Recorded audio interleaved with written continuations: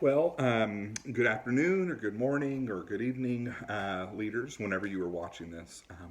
I am doing Training Tuesday today from my house. As you can see behind me, I won't show you more of it because, to be honest with you, my wife might be upset that I'm allowing you to see the craziness of our home. But today, what I wanted to talk to you guys about was facilitating your group. And this actually will be a multi kind of step training. And so today we're just going to talk about how do you, very briefly, how do you construct a Bible study? So we've all been there when a life group leader, we've been in life groups or you've been a part of them before, where a life group leader talks way too much. Did you know, as a life group leader, we are really wanting you to only talk about 30% of the time? So, in order to do that, in order to only talk 30% of the time but still facilitate and lead your group, that means that you need to be asking really good questions. If you ever notice, Jesus asked a lot of questions. And he wasn't asking questions because he needed actual information, right? Jesus is omniscient, so he knows everything. But he was asking really good questions because good questions cause people to think. And so today, what I want to help to construct is that we are primarily trying to move towards using the Bible in our life groups and especially certainly in our Bible reading groups to train our people in. And so today, what I want to kind of help our people to see is that there are really three kind of types of questions that you need to be asking when you are thinking about leading or facilitating your group. So without much further ado, we want to get into the meat of the text. What I did today was I just picked out random verses. And we'll go through our questions as we go through these verses. So if you have a Bible, you can look at Romans 10.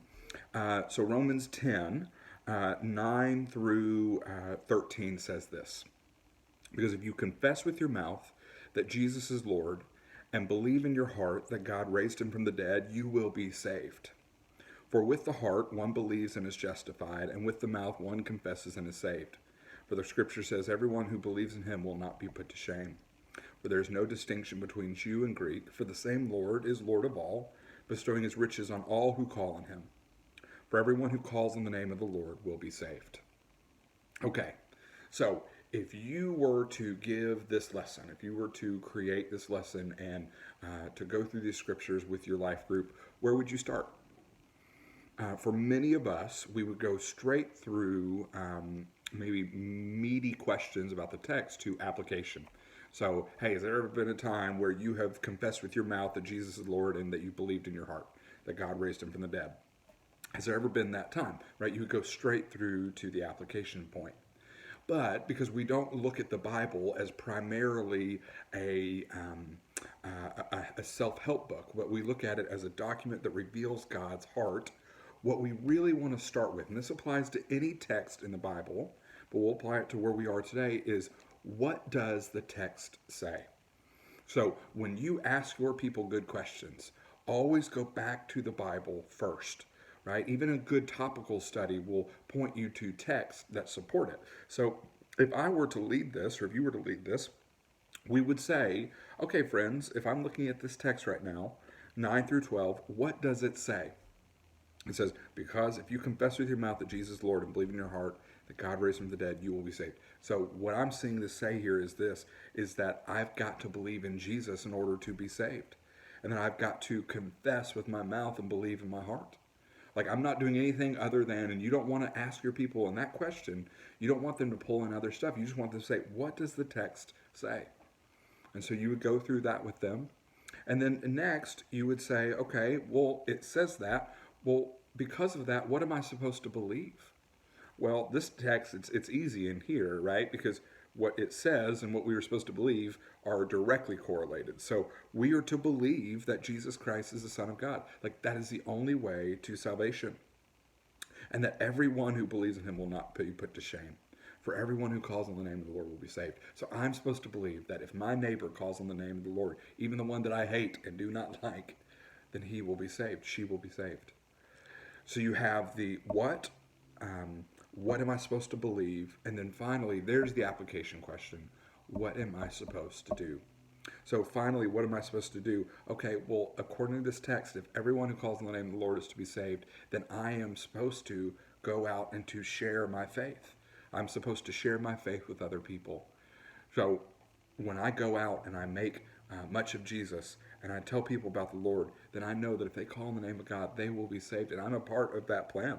I'm a part of believing in our mouths and confessing with our mouths and believing in our hearts that Jesus Christ is the Son of God.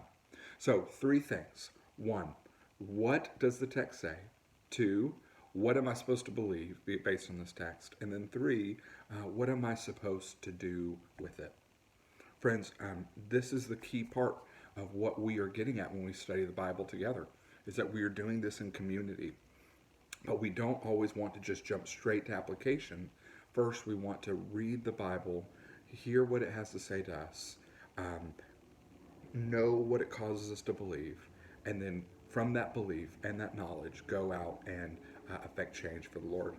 And that's really what we are getting at. So next week, we are going to talk about what do you do when you have silence in your group and how do you manage that. And then after that, we are going to talk about the four types of people who might dominate your group or disrupt your group and how you work through that. So, real good, strong, practical things to do. But this week, remember, one, what do I do, or what does this text say? Two, what is this text calling me to believe? And then three, what do I do with the text? All right, I hope this was helpful and maybe helps you to put together questions that you might ask in your group. Thanks so much for watching, and I'll see you next week. Bye.